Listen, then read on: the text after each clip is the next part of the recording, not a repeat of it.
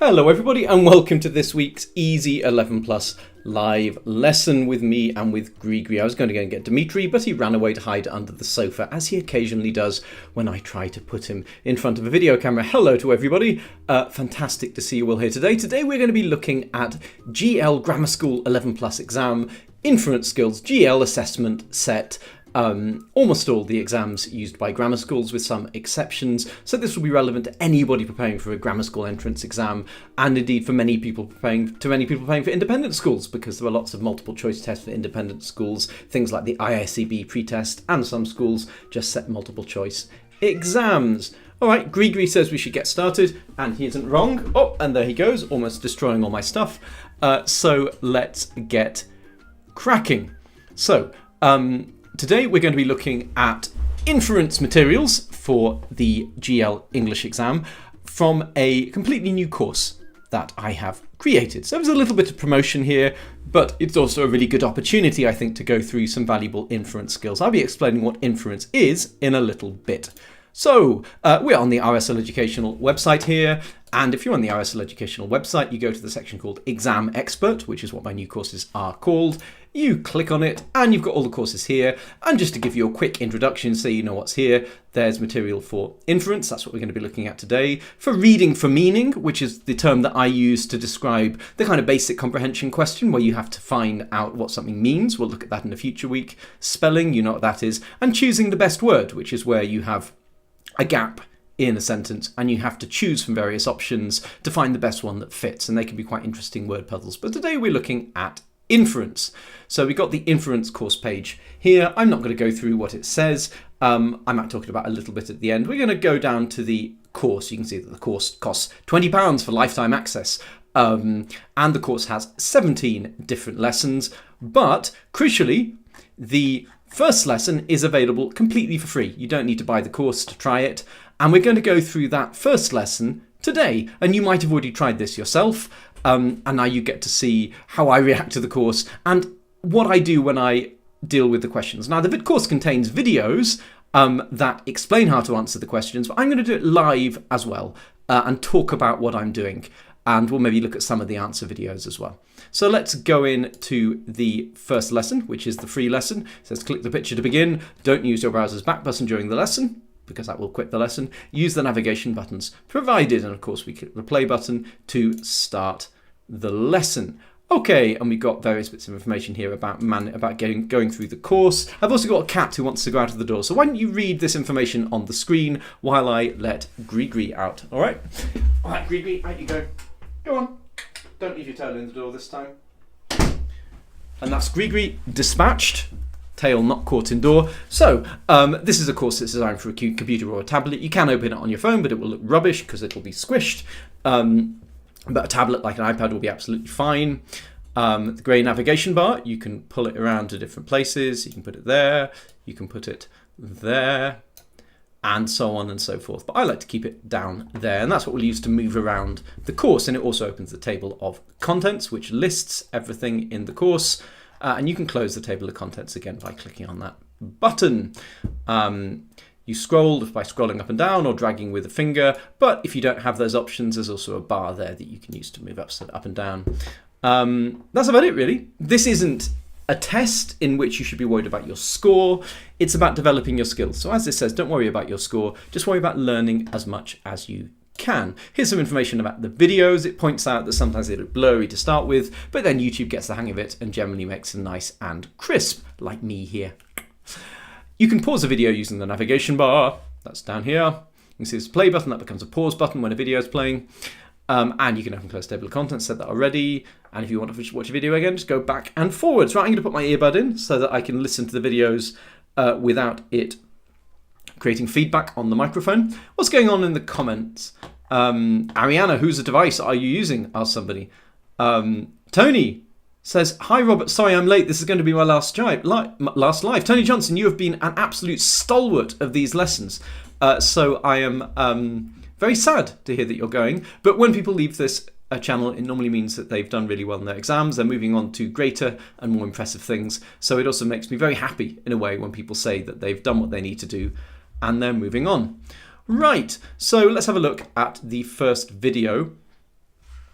in the course, and let's hope that the sound passes through to you correctly. What is inference? Let's find out. You've probably practiced a lot of information retrieval comprehension questions. So, for example, the text says that the plane landed at 11 o'clock. Then the question says, what time did the plane land? You pick 11 o'clock, and that's your answer. You'll also have seen questions that ask whether something is a verb or an adjective and that sort of thing. Inference is different. Inference is when you have to work things out based on the information in the text, but the answer isn't actually given to you. So does that make sense? So in other words, well, I've just explained it, but inference is about working things out. So you're used to questions that ask you to find information in the text, but sometimes you have to work out a fact based on what's in the text. Why am I saying this? I've just said it in the video. Let's carry on. You might have to infer a fact. So, for example, the text says that it's 8 in the evening and it's light outside, and you can infer from that that it must be summertime. It might be emotions. So, for example, if the text says that Tommy has his arms crossed and is refusing to talk to his friends, you can infer from that that Tommy is probably annoyed about something. Look, I claim to be able to teach you inference. I don't claim to be able to act. Inference is the skill that you use in any situation like this. When the information isn't given to you in the text and you have to use your reasoning skills to work out what is true or what is likely based on what's been given to you. Sometimes inference is fairly obvious, mostly a matter of common sense. Sometimes it's pretty difficult. By the end of this course, you'll be good at it, and you'll be ready for the advanced inference course that comes next. Good luck. Good luck. Fortunately, you've got me here to do it for you. And I should add that the advanced inference course doesn't exist yet. Although, if you come back and watch this video in a few months, it might well. It's one of the many projects for Exam Expert that I have lined up for the coming months. Let's move on. Okay, lesson 1, on the wild moor, and here you can see me looking tremendously excited as I look at my computer and drink coffee. Let's carry on. Introduction video. Shorter one this time. We're about to look at a text that focuses on 2 characters. The most important skill when you're dealing with characters is to keep acting the scene out in your mind as you're reading. Imagine that you are them. Why do they feel what they're feeling? Why do they do what they're doing? Put yourself in their position to try and understand it as fully as you can. Take clues from the text and build a full mental picture of their surroundings, of the landscape, in this case, as they see, hear, touch, smell, and taste it. Always read the text thoroughly before you begin, trying to imagine yourself into the scene. And before you answer each question, and I really do mean every single question, check the relevant part of the text again and reread that section. All right, I look a lot less yellow in those videos, don't I? I'm looking really, really yellow now. Then again, it's pretty hot in here. Okay, so I think that was fairly self-explanatory. I almost get the sense that I sort of knew what I was talking about there, which is not always the case. Let's push on and let's start having a look at the questions. Here we've got the text. Got a nice little picture of 2 children on a wild moor, so maybe that's what the text is about. Let's have a look. And as I say here, before we start looking at some questions, read this passage carefully. Remember, always read the complete passage before you answer a comprehension exercise. However time pressured you may feel, it's very, very important. Part of that is because it helps you to know where to find the relevant information in the text. So let's go through this together. The ground was carpeted with fog, and this made the children's every step hazardous. Swaying, Chris threw out a hand and managed to take hold of Marina's elbow, and lose his fingers, but she jerked her arm away impulsively and he almost fell. "You'll throw me off," she muttered. It sounded more as though she was talking to herself than to him, and there was tight concentration in her tone. I'm going to take this earbud out because it's getting a bit annoying. I'll put it back in when there's another video. The day was settling to grey, and before long that grey would tighten to an all-enclosing black. And here they were on the moor, and here they would stay, most likely. Chris found the thought terrifying, a kind of gut-twisting terror that defied all reason, but by now he knew not to let that show. There was a smell of damp in the air, the sort of heavy smell spiced with peat and with greenery that you notice after rain. But it had not rained. Not yet. The smell made things worse, if anything. She was getting ahead of him, he realised.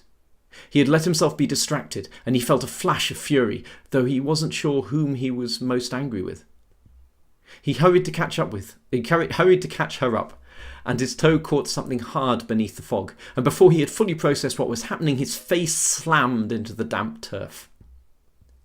"Headlights!" exclaimed Marina. She didn't seem to have noticed the fall. If she had, apparently she didn't care. He rolled onto his back with a groan, which turned out to be a mistake because his coat wasn't very waterproof. But he saw them too. Headlights drawing nearer. Quite suddenly, the cold and the wet and the fear and the anger were very unimportant things, after all. So when you first read like that, you don't need to remember everything. The main thing is you have a clear sense of what's where, what the characters are like, and what essentially is going on. Because you're going to check the passage again before you answer each question. Let's push on. Question 1. The ground was carpeted with fog, and this made the children's every step hazardous. Blah, blah, I'm not going to read it aloud again. The ground was carpeted with fog. Which of the following options is closest in meaning to carpeted? Scattered, dirty, patterned, blanketed, or dark? Well, every step was made hazardous. If it was just scattered with bits of fog, then there'd be bits that were less hazardous, wouldn't there? There'd be bits that you could see, but every step was hazardous. So I don't think it can be scattered. It'd be nice if I could cross out here on the screen, but you can't have everything. I'm not on my tablet. Dirty with fog, what does that really mean?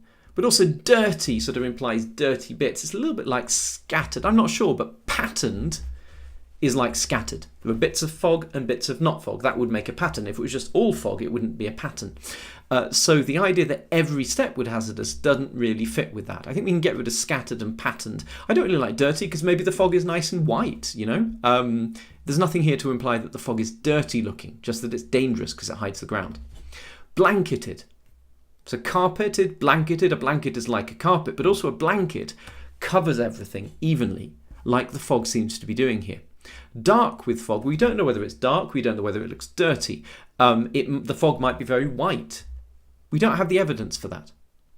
So it isn't scattered or patterned because it's consistent, because every step is hazardous.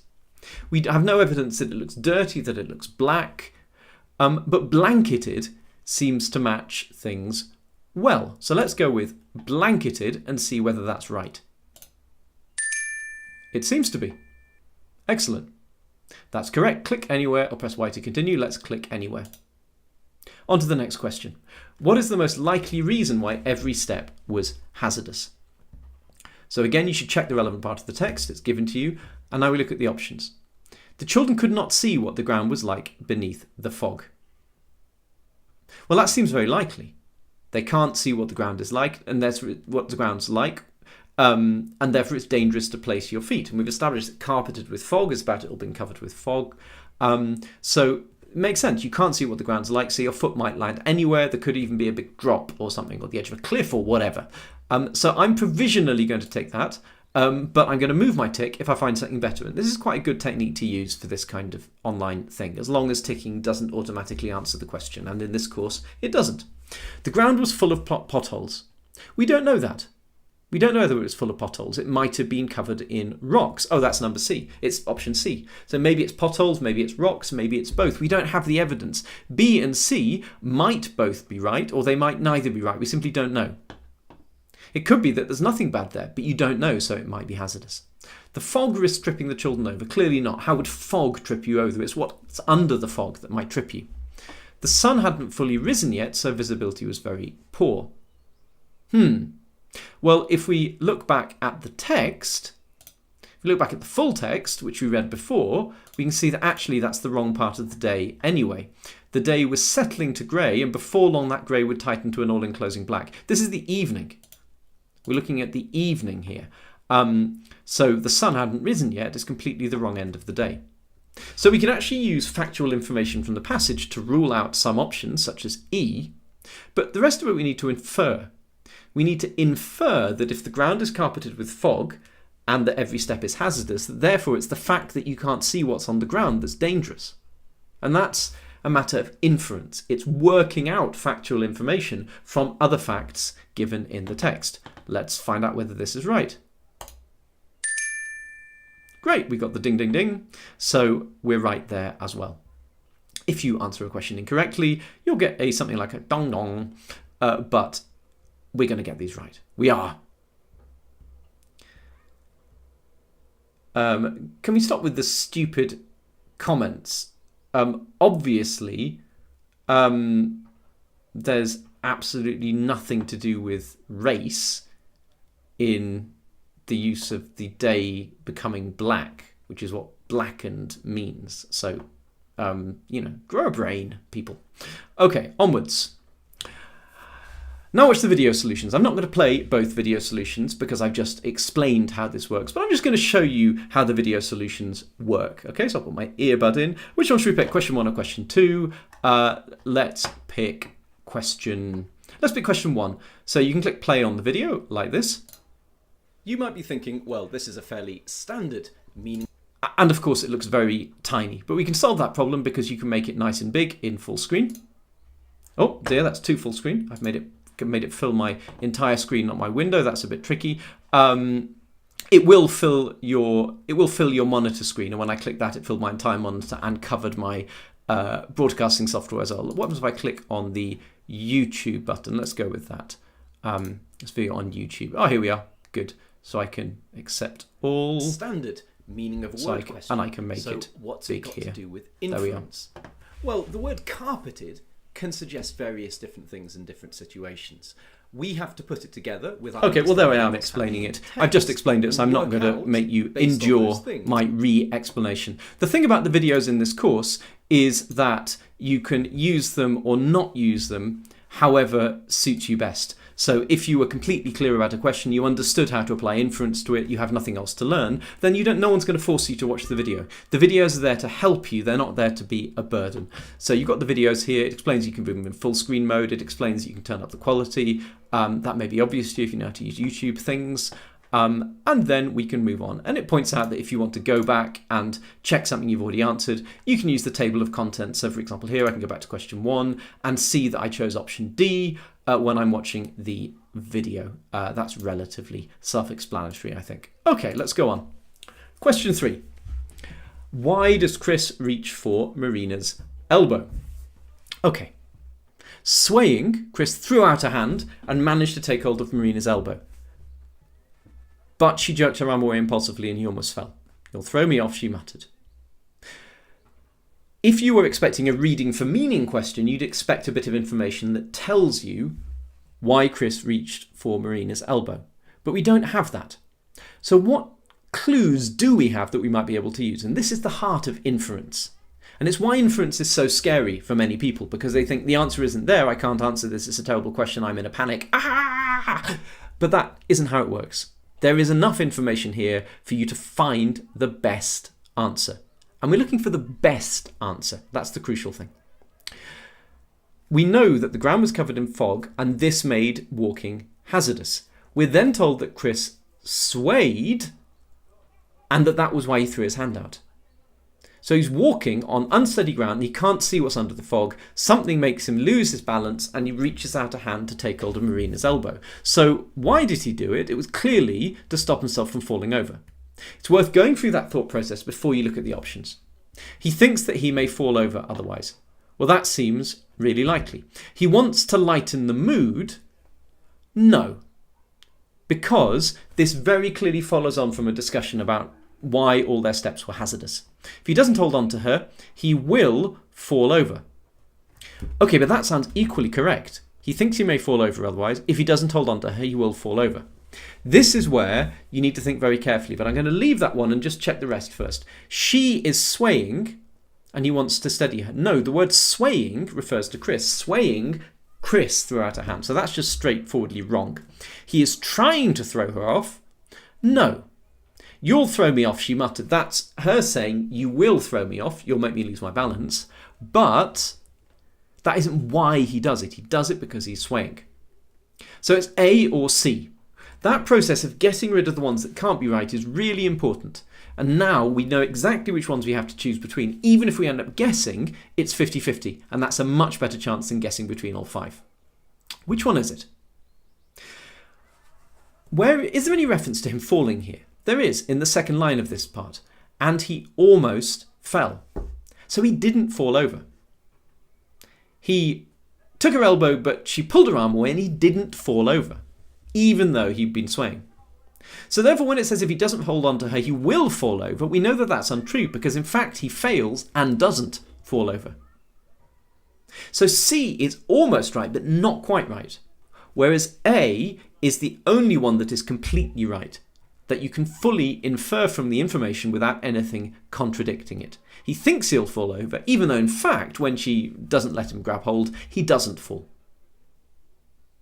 So it's that process of eliminating wrong options and then looking more closely at the exact difference between A and C. And the big difference is that C says he will fall over, whereas A says he may fall over, and also that he thinks it. And that's how you need to go about dealing with questions like this. Let's move on.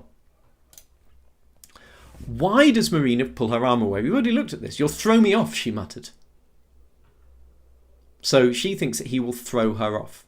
She doesn't want to make Chris fall. No, she's saying you'll throw me off.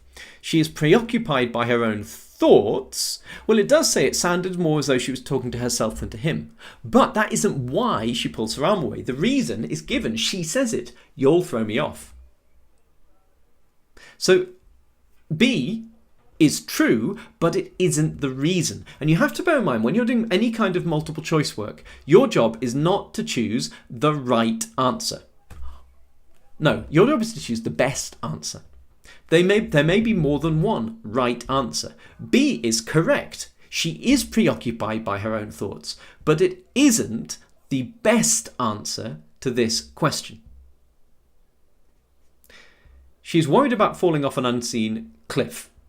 There's nothing to suggest cliffs here. You'll throw me off doesn't just mean throw me off a high, a precipice. There's nothing to imply that there's a cliff under the fog. She experiences an electric shock which causes her to twitch at that moment. No, it does say she jerked her arm away impulsively, but it's because she doesn't want him to throw her off. She says that. So we got through A to D and none of them quite seem to fit, and I've got an itchy back. Cat fur gets everywhere. She thinks he will make her lose her balance and or concentration. You'll throw me off. So that might mean he'll throw her off, as in knock her over, or that he'll throw her off her concentration on working out where to go and where to put her feet. E seems like a good match. Let's hope so. Let's submit it. Fantastic. And onwards, so we can click anywhere. Based on the first paragraph, which we've got here, which of the following options is most likely to describe the relationship between Marina and Chris? Thing is here, we've already spoken about them a lot, so we've got a lot of information now to help us answer this one. Good to see some people already jumping in with some answers. Let's see. They argue sometimes, but they have a deep affection for one another. I really want this one to be right. We do see them arguing, but I'd love to say they have a deep affection. But where is the evidence here of the deep affection? Chris tries to grab Marina, not to show that he loves her, but because he doesn't want to fall over. Marina pulls her arm away because she'd rather not be pulled over, even if that means that he falls over. And then she's just lost in her own world talking to herself. So there's nothing to suggest deep affection, unfortunately. Don't be led astray by what you want to be true. Neither child likes to rely on the other. Well, Chris wants to rely on Marina by grabbing her elbow. We don't know what that says about their relationship, but it doesn't suggest him not wanting to rely on her. If he didn't want to rely on her, you might think that he would just try to avoid falling over by himself. I don't think B fits. Chris looks to Marina for support, so he reaches out and tries to grab her arm. But she prefers to deal with problems by herself. So she just wants to concentrate on not falling over, and she's not really talking to him. So I quite like this one. That's the best one so far. Look out for the best one so far, and what you need to do is compare each subsequent option to that and say, is it better? Marina bullies Chris, but he refuses to learn the lesson and stay away from her. I don't see any bullying here. Maybe she's being a bit selfish, not helping him to stay upright, but there's no bullying in there. She doesn't try to make him fall over. And he refuses to learn the lesson. No, there's nothing here to suggest that he goes back and does it again. They play together because they have to, but they don't seem to particularly like one another. Is there any evidence that they have to play together? We know that they're out on this moor, but have they been made to do this by their parents? There's no evidence to support that. That isn't an inference, that's a guess. They might have come out here because they wanted to come out here together, because it seemed like a good adventure. There's nothing to suggest that they have to play together. They don't seem to particularly like one another. That would also be an over-reading. Yes, in this moment, Marina is stressed and doesn't want to engage. Yes, in this moment, he's using her mainly as something to stop him falling over. But that doesn't mean that they don't like one another in general, and there's nothing to suggest that they're forced to play with each other. So although E might look quite appealing, it isn't as good a match as C. Let's find out whether I'm right. I am. Fantastic. Anybody would think that I'd written these questions. Oh, video. And let's find out. Dimitri, who just wanted to drop in to say that you're doing brilliantly. He would not be a keen participant in the adventure in this story. He doesn't like going to places like wild moors. When we take him on a walk, he tends just to sit in the bottom of his rucksack and hide away. That's a bit more Grigri's scene. But Dimitri, he sits at home. He watches, he follows your progress, and he takes pride in your achievements. I'm not convinced that Dimitri is actually following my progress right now. I think he's probably either hiding under the sofa in case I make him appear in a video again, or watching TV next door. But let's pass over that. There's lots of cat stuff in these courses, which is something that no regular viewer of this channel will be surprised to know. Let's push on. Okay, here we have the video answers. Again, you can click on one. You can watch it on YouTube. You can make it full screen. You can do all these things. But let's not worry about that right now. I've just explained it to you. We don't need to go through the video solutions. But the video solutions are there to help you. And even if you got the answer right, I would recommend watching them because they will help you to think about the answer and about the question in more depth and to learn more from it. That's the point of them. And again, you can use the table of contents to go back.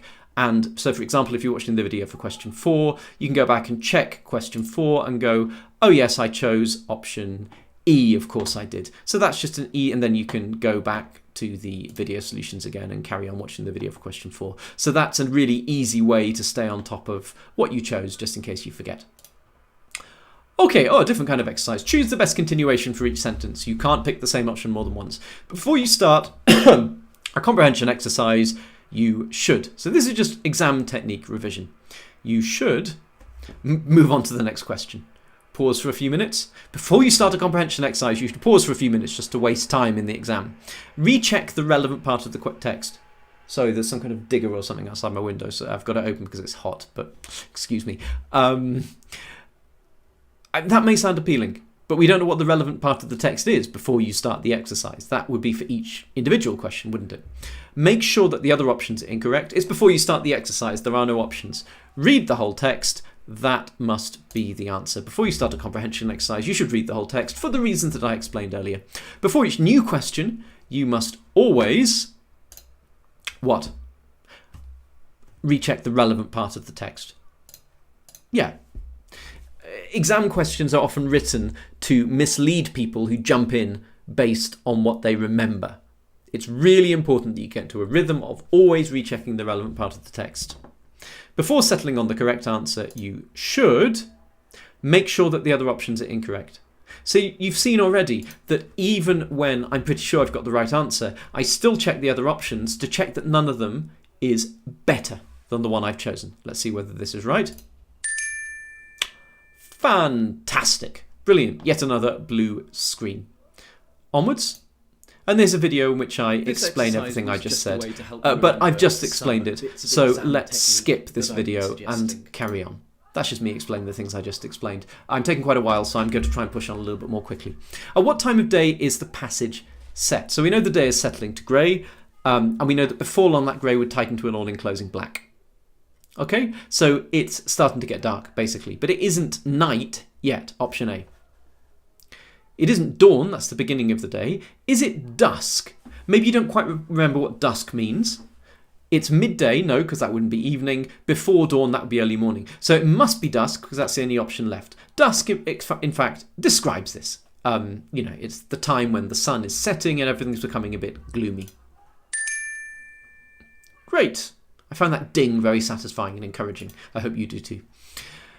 It's most likely that they will stay here because. So we need to find the right bit, and that is here, isn't it?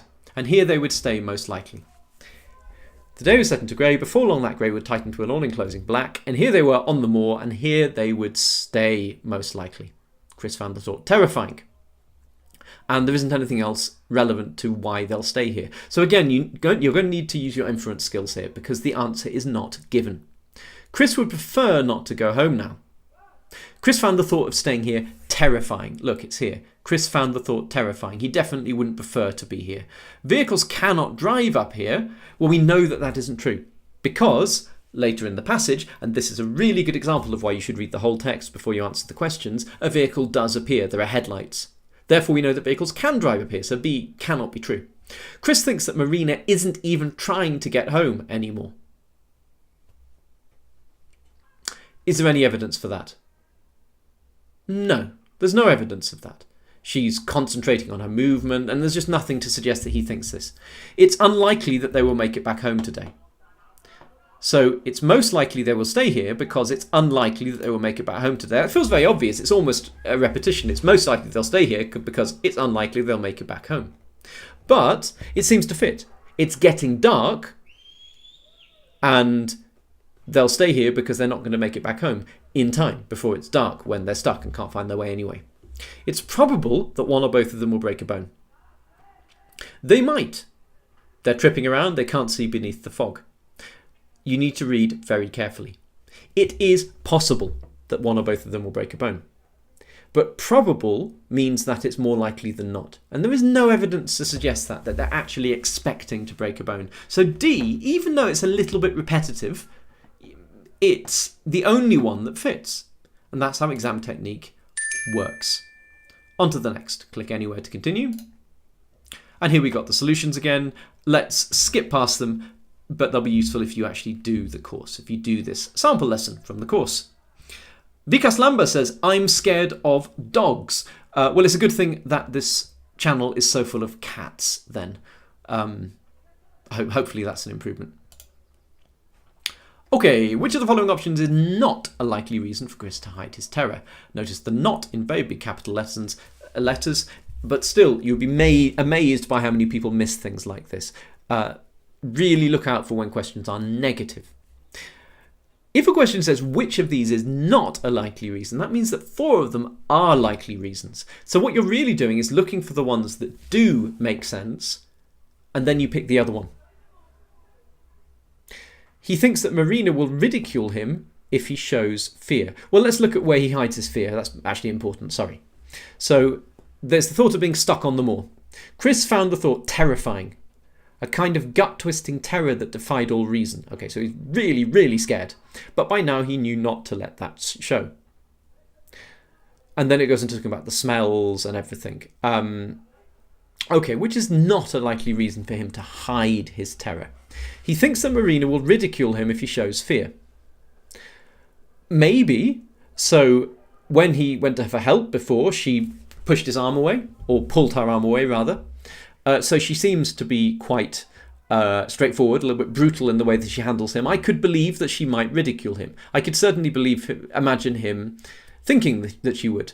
After all, if she would take him seriously and not make fun of him, he'd probably feel more open about telling her. So I think that is a likely reason. If he shows his fear, he won't be able to control it anymore. Okay, so he feels really terrified, but he's trying to hold the fear in. Imagine yourself doing that. Remember what I said in that video earlier about acting yourself into the characters? Imagining yourself in that situation. it's really likely that he might be holding his fear in to keep control of it, because it is a common feeling that if I let the emotion out, I won't be able to stop it. For example, have you been in a situation where you've really, really worked hard not to cry about something, because you know that once you start crying, you won't be able to stop, and you won't be able to think straight, and then you'll lose control of whatever's happening? A bit like that. B is very believable. He will feel stupid if Marina knows about it. Okay, he'll feel stupid if Marina knows about it. That sounds quite likely. If he opens up about his fear, it might go away. Well, that might be true, mightn't it? If he opened up about his fear and spoke about it, then maybe he'd feel better and the fear would go away. So that makes a lot of sense. So I want to hang on a second. If he thought that opening up about his fear and talking to Marina about it would make his fear go away, surely then he would talk about his terror, if that would make his terror go away. This isn't a likely reason for him to hide his terror. If he thought that talking about it would help, he'd talk about it. So this would not be a reason to hide his terror, this would be a reason to share it, to be open about it. I think this is the one that is not a likely reason. He wants to seem mature. Yeah, he might pretend not to be scared because he wants to seem mature in front of his sister. That seems very believable. So you need to read it very carefully and think logically about the options. A lot of these options are not even really implied by the text, but they are likely. If you imagine yourself in the position of the character, they make sense. D doesn't make sense as a reason to hide his fear. And there we are, it's the right answer. We're getting there. The smell made things worse, if anything. Which of the following explanations for this is most likely based on the text? There was a smell of damp in the air, the sort of heavy smell spiced with peat and with greenery that you notice after rain, but it had not rained. Not yet. The smell made things worse, if anything. Okay, it suggests that rain might be on the way. So there's a smell of damp, but it hadn't rained. Not yet. The smell made things worse. So it might be that, so he's out in the moor, he's feeling miserable, and there's a smell of damp that suggests that it might rain. It's the smell of rain, and the rain hasn't come yet, so maybe it's about to rain. I could imagine that making things worse. I think that's likely. So let's choose it. Oops, I'm clicking in the wrong place. Let's choose it, and come on. And I was trying to click on my screening software rather than in the browser window for this. So this sounds quite likely. It conjures up unpleasant memories. There's nothing to suggest memories coming up here. Yeah, obviously he must remember the kind other smells to be able to understand this, but there's nothing really unpleasant about it anyway. It's a heavy smell spiced with peat and with greenery. That doesn't sound especially nasty. Such a disgusting smell. It doesn't sound disgusting. There's nothing to suggest he finds the smell disgusting. It's spicy. There's nothing to suggest that the smell being spiced with peat and greenery is bad. That's just what it smells like. The smell, combined with the dampness of his clothes, makes Chris feel miserable. This might be very, very tempting indeed. Very tempting. But is it the right answer? Where does it talk about the dampness of his clothes? There was a smell of damp in the air. There was a smell of damp in the air. There's nothing to suggest that his clothes are damp. He falls over later. This is why you need to read the text before you answer the questions. E looks really good, and his clothes may well be damp, but there is nothing in the text to suggest it, so we can't really infer that answer. A is the only one that makes any sense based on the text. Here we have the answers again. Some encouraging words. Whether or not you got these two right, well done, you're learning. Or you're chatting to each other in the comments, but if you were doing the course, you'd be learning. If anything, we tend to learn more from our failures than our successes, even if it doesn't always feel like it. I'm not convinced that's always true for me. I think when I make a failure, I just find ways to make the same mistake again and again and again and again. But I'm sure that you, being smart people watching this channel, are different. My voice is going crackly, excuse me. Drink a bit of my vitamin drink. I drink far too many of these soluble vitamin drinks because I find them quite tasty. Okay. This course is such a waste of time. What use will I have for all this rubbish once I finish my exams? I'm sure that many of you are thinking this right now. Are you kidding me? Every time you talk to your friends, you're using inference to work out what they're actually feeling and thinking.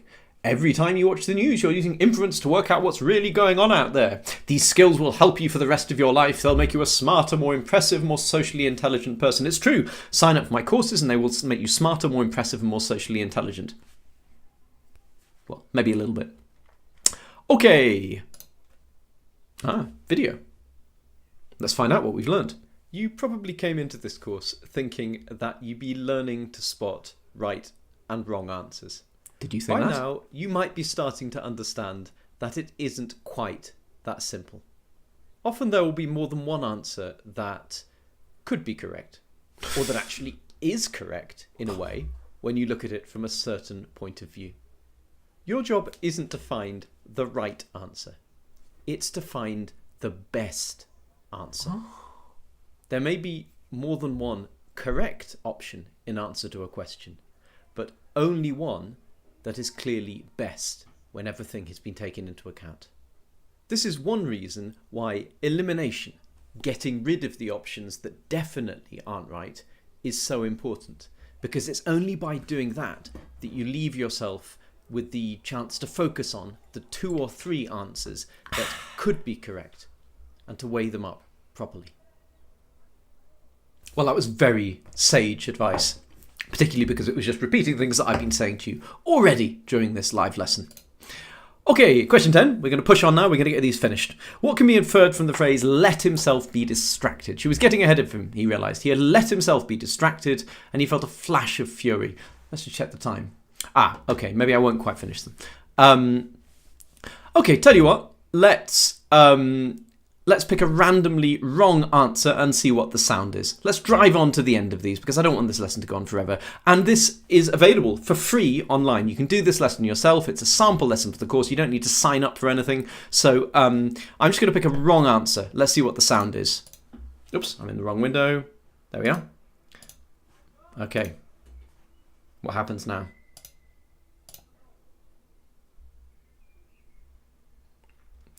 It's very sad. It's the wrong answer. Okay, and let's keep selecting random answers. Oh, that was a randomly correct answer. Oops. And another one. You know what? Let's just skip on. Let's skip. And let's push on. And let's skip. And skip. And skip. And then we've got the last few answers to this exercise. And you've got the text again there to look at as you review the answers. But we're not going to watch these now. We're going to move on. You're about to see your overall score in this exercise. Don't worry about it. If you did well, that's brilliant. If you did less well, it doesn't really matter. All that matters is that you learn from the things that you got wrong. Because after all, if you knew it all already, you wouldn't be doing this course. The only mark that really matters is the one that you eventually get in your 11 plus exam. This guy's so wise. Right, okay, moving swiftly on. Don't continue past this page until you've answered all the questions. Yeah, it can create problems. You normally can't go back and change and do the one. You normally can't go back and answer the questions you've skipped if you go past this point, but we're going to. In this exercise, you answered 9 out of 15 questions correctly because, of course, there were some guesses and there were also some deliberately wrong answers, which gives you a score of 60%. Well done. You can review your answers by clicking the button below. So you can do that. You can click Review Quiz and that allows you to review your answers. We're not going to do that. You can just rewind the video. You finish this lesson. Click the cross in the upper right corner of this pop-out window to exit, then select the Mark Complete button below. So let's do that. Let's click the cross. There isn't a Mark Complete button because I've been doing this as though I'm somebody who hasn't bought the course yet, who's just doing this as a sample lesson. But if you buy the course, then you can immediately click Mark Complete on the first lesson. You don't need to do it again if you've already done it as a sample. Right, I'm just going to take a quick moment to talk about the courses for people who've come in later on. So if you're coming from the RSL Educational homepage, you can see that my main services are all listed here. And there are also things, by the way, like my free marking service, which you might be interested in. But where you want to go is here, the Exam Expert part of the site. And you can see that there are all these courses. And you can pick a different one. So for example, if I pick this one here, reading for meaning, explains why reading for meaning can actually be quite tricky, and this course is quite tricky. I've put some hopefully fun, challenging things in it. And again, with this course, there's also a free sample lesson. You can click on it, and you can go into the sample lesson. Sometimes it takes a little while to load the first time, but once you're in, you're in. Same instructions at the start, and then we go in, and oh look, there are videos about reading for meaning, and there's me waffling on in the way that you're used to. And this one is a more funny text, I think, The Fine Art of Idleness. It's about how to be lazy really well, which is a very important skill for any 11 plus student. And you've got the text, and you've got more videos, and so on and so forth. But let's not worry about that now. Anyway, I really obviously recommend that you have a look at my courses here, that you play around with the sample lessons. There's a lot to learn just from doing the 4 sample lessons here for the 4 courses. And then if you find them useful, of course, I'd be delighted if you bought them, if you told all your friends about them, if you shared links to the sample lessons online and really got people involved. If you like the courses, you can get all 4 of them. There will be many more in the future. At the moment, there are 4. You can get all 4 of them for the price of 3. So it's only £60 rather than £80. That's a pretty big discount. I'm sure you will agree with me on that. And yeah, check out Exam Expert. All right, everybody, I've been going for ages and ages and ages here, I think. Well, yeah, moderately ages. Thank you so much, Tony Johnson, saying, I'm going to share this video. I enormously appreciate that.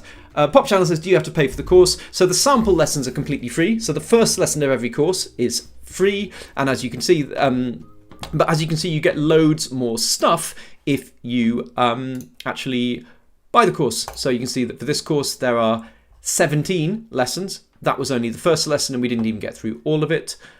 For reading for meaning, we've got 17 lessons as well on all kinds of interesting topics. You can see the range of things here. So we got The Fine Art of Idleness, a silly text, 1984. So that's actually a passage from a very famous book. Some revision. We've got some fantasy fiction. We've got some poetry. We've got a bit of autobiography or someone writing about their own life, personal narrative. We've got a news report. We've got some science. We've got some history, we've got a diary entry about a saturation diver, something I find absolutely fascinating. I bet you don't know about saturation divers. About living in Greenland. This is my favourite, the one about imaginary dragons, so that's quite tricky, about Generation Z and Alpha, your Generation Alpha. And then we got a medley where everything is brought together, and often at the end of my courses, I have a text which brings together characters and themes from almost all the other lessons and make something fun out of them. And there are various revision lessons along the way. As it says at the end, this course includes almost every kind of reading for meaning question that's likely to appear in a GL 11 plus exam, which I think is true. So that's reading for meaning. Spelling, okay, hold your breath for this one. This one has 25 lessons. A lot of spelling. And again, there is a completely free sample lesson, and you can access it in just the same way. And yeah, often the first time the background takes a little bit longer to load, but once you're in, it loads much more quickly. And then for choosing the best word, last one I promise, you've got 16 lessons. So there's really loads of material there if you buy the courses, but there's also a good amount of material available for free. The first lesson of every course is completely free, and that tends to be the lesson where I really explain what's going on, what the main techniques are, and that sort of thing. So yes, you do need to pay if you want to access the whole courses, but you can do sample lessons like the one I just went through with you completely free. And I hope this is really, really useful for you. Andre says, is it true that you taught in Italy? Yes, I actually I lived in Italy for about 5 years, but in the past, before then, I did tutoring in various places in Italy. So I've got loads of friends in Italy, and it's a place that I'm extremely attached to. Okay, fantastic, everybody. I'll be back looking at the sample lesson for another of these courses, I think, next week. I'll probably do something different. I might look at something like spelling or choosing the best word, just to move away from the comprehension focus. Suji says, do you do Essex practice? So a lot of this stuff is relevant because there are multiple choice questions in the Essex exams, a lot of stuff on spelling and blah, blah, blah. But if you look at 11 Plus Lifeline, I've got a lot of resources that are specifically designed for the SXE exam and that cover the writing elements, and all the resources there will be very useful. So I think for the Essex exams, do these courses, they'll be helpful, but I think the main resource I've got is 11 Plus Lifeline for the Essex exams. Joshua says, bye Sir Robert. All I can say to that is farewell Sir Joshua. How much does it cost? It says how much it costs on every page. In fact, it says how much it costs on the screen here. You can see each individual course is £20, but you can get all 4 courses for £60, which is 1 course completely for free. So that is how much it costs. If it gets really popular, it might become a little bit more expensive in the future. I'm offering it very cheaply now on purpose, because that's a lot of learning material in each course for only £20. But I want to get people involved. And don't worry, if you pay your £20, then that's what you got it for. You're not going to have to pay more in the future. You've already bought it. All right, everybody. Someone says it's 5, not 4. No, there are 4 courses, and the last one there, as you can see, is a discount bundle where you can get all 4 of the other courses. So there are 4 courses at the moment, but I'm going to be adding lots more courses. By the end of the year, there will be a plethora of courses, and as long as people buy them, I'm going to keep making these courses indefinitely and really make a big thing about it. I'm making a big shift to online, which I know is where you guys love to be. All right, everybody, I don't want Vikas Lamba to die of not breathing, as they threatened to in the comments. Bye-bye, Mr. Pillai, who is saying bye-bye, Mr. Robert, and bye-bye to everybody else. Fantastic to have you. Thank you for watching this. I hope you like the courses. Please spread the word about them. Toodaloo. I need this.